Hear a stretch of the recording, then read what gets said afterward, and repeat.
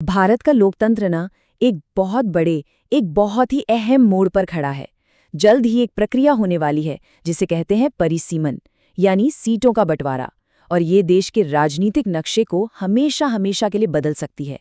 तो चलिए आज इसी जटिल मुद्दे की गहराई में उतरते हैं।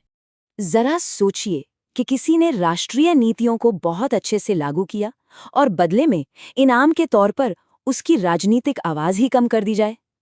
सुनने में अजीब लगता है ना, लेकिन यही वो पहेली है जो आज भारत के सामने खड़ी है, और यही हमारे आज के विश्लेषण का केंद्र बिंदु है। तो सबसे पहले ये समझते हैं कि ये परिसीमन आखिर है क्या। देखिए, आसान भाषा में कहें तो ये चुनावी नक्शे को फिर से बनाने की एक प्रक्रिया है। इसका मकसद सिर्फ इतना है कि हर सांसद यानी हर एमपी लगभग बराबर संख्या में लोगों का प्रतिनिधित्व करें।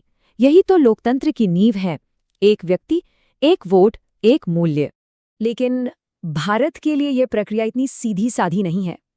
इतिहास में लिए गए एक फैसले ने आज इस पूरी स्थिति को एक बहुत ही उलझी हुई पहेली में बदल दिया है। देखिए, कहानी शुरू होती है 1976 में। उस वक्त जनसंख्या नियंत्रण को बढ़ावा देने के लिए कह सकते हैं कि एक अस्थायी उपाय के तौर पर लोकसभा सीटों की संख्या को 1971 की जनगणना के आंकड़ों पर फ्रीज कर दिया गया, यानी रोक दिया गया। फिर 2001 में इस रोक को और आगे बढ़ा दिया गया। अब 2026 में, यानी लगभग 50 साल बाद, ये रोक खत्म होने जा रही है और अपने साथ एक बहुत बड़ी संवैधानिक चुनौती लेकर आ रही है। और इस चुनौती के केंद्र में क्या है? वो है भारत के उत्तरी और दक्षिणी राज्यों के बीच आबादी का वो अंतर जो पिछले कई दशकों में बहुत ज्यादा बढ़ गया है। अब यहाँ पर मामला बड़ा दिलचस्प हो जाता है, क्योंकि दोनों ही पक्ष अपनी अपनी जगह गलत नहीं है। उत्तरी राज्यों का तर्क सीधा है, हमारी आबादी ज्यादा है तो हमें ज्यादा प्रतिनिधित्व मिलना चाहिए, ये हमारा संवैधानिक अधिकार है। वहीं दक्षिणी राज्यों का कहना है कि भाई, हमने तो राष्ट्रीय जनसंख्या नियंत्रण की नीति को सफलतापूर्वक लागू किया और अब क्या हमें इसी सफलता की सजा दी जा रही है।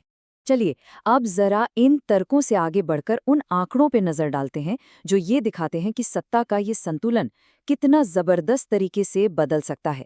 अनुमान यह है कि अगर सिर्फ जनसंख्या के आधार पर सीटों का बंटवारा हुआ तो उत्तरी राज्यों को लोकसभा में 43, जी हाँ 43 अतिरिक्त सीटें मिल सकती हैं, और इसके ठीक उलट दक्षिणी राज्यों को कुल मिलाकर 24 सीटों का सीधा सीधा नुकसान उठाना पड़ सकता है। ये कोई छोटा मोटा बदलाव नहीं है, ये एक बहुत बड़ा शिफ्ट है। और ये स्लाइड इस बदलाव को और भी साफ कर देती है कि ये राज्य के स्तर पर कैसा दिखेगा। उत्तर प्रदेश को 17 और बिहार को 11 सीटों का फायदा हो सकता है। दूसरी तरफ तमिलनाडु को 9 और केरल को 6 सीटों का नुकसान। ये सिर्फ नंबर नहीं है, ये राजनीतिक शक्ति का एक हिस्से से दूसरे हिस्से में सीधा ट्रांसफर है। तो सबसे बड़ी बात यह है कि इसका असर सिर्फ चुनावों तक सीमित नहीं रहेगा। ये भारत के संघीय ढांचे यानी फेडरलिज्म की नींव को हिला सकता है। दक्षिणी राज्यों को ये डर है कि देश की अर्थव्यवस्था में ज्यादा योगदान देने के बावजूद बड़े फैसलों में उनकी आवाज कम हो जाएगी, और इससे उत्तर और दक्षिण के बीच का तनाव और भी बढ़ सकता है। दक्षिण में इसे लेकर चिंता इतनी गहरी है कि वहां के नेता इस स्थिति को दक्षिण के सिर पर लटकते डैमोक्लिस की तलवार कहते हैं।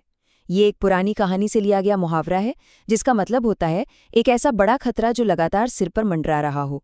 ये दिखाता है कि इस क्षेत्र में इसे लेकर चिंता कितनी वास्तविक और गहरी है। तो सवाल ये उठता है कि क्या इस संकट से बचने का कोई रास्ता है? क्या कोई ऐसा हल निकल सकता है जो तराजू के दोनों पड़ों को बराबर रख सके? अच्छी बात यह है कि इस जटिल पहेली को सुलझाने के लिए देश भर में कई संभावित समाधानों पर गंभीरता से चर्चा हो रही है। कई दिलचस्प आइडियाज हैं जिन पर बात हो रही है। एक सुझाव ये है कि सिर्फ आबादी को ही आधार न बनाया जाए, बल्कि एक वेटेड फॉर्मूला अपनाया जाए। दूसरा ये कि राज्यसभा को और मजबूत किया जाए ताकि वो राज्यों के अधिकारों की बेहतर रक्षा कर सकें। और ये भी कहा जा रहा है कि वित्तीय बंटवारे में जनसांख्यिकीय प्रदर्शन यानी जनसंख्या नियंत्रण में अच्छे काम को ज्यादा महत्व दिया जाए। तो ये वेटेड फॉर्मूला आखिर कैसा दिख सकता है? कुछ इस तरह। यहाँ सीटों के बंटवारे का सिर्फ 50% आधार जनसंख्या है और बाकी का हिस्सा जनसांख्यिकीय प्रदर्शन, आर्थिक योगदान और मानव विकास जैसे दूसरे जरूरी पैमानों पर तय हो। और सबसे मजेदार बात जानते हैं क्या है? भारत का वित्त आयोग, जो राज्यों के बीच टैक्स का पैसा बांटता है, वो पहले से ही सिर्फ जनसंख्या के अलावा इन दूसरे पैमानों का भी इस्तेमाल करता है। तो एक ऐसा मॉडल हमारे सिस्टम में पहले से मौजूद है, जो दिखाता है कि ये एक व्यावहारिक और संतुलित रास्ता हो सकता है।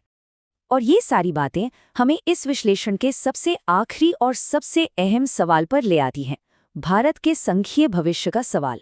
अंत में मुद्दा ये नहीं है कि कौन जीत रहा है या कौन हार रहा है। असली सवाल तो ये है कि कोई भी लोकतंत्र अपने सभी लोगों का प्रतिनिधित्व उन्हें आपस में बांटे बिना कैसे कर सकता है। इस एक सवाल का जवाब ही भारत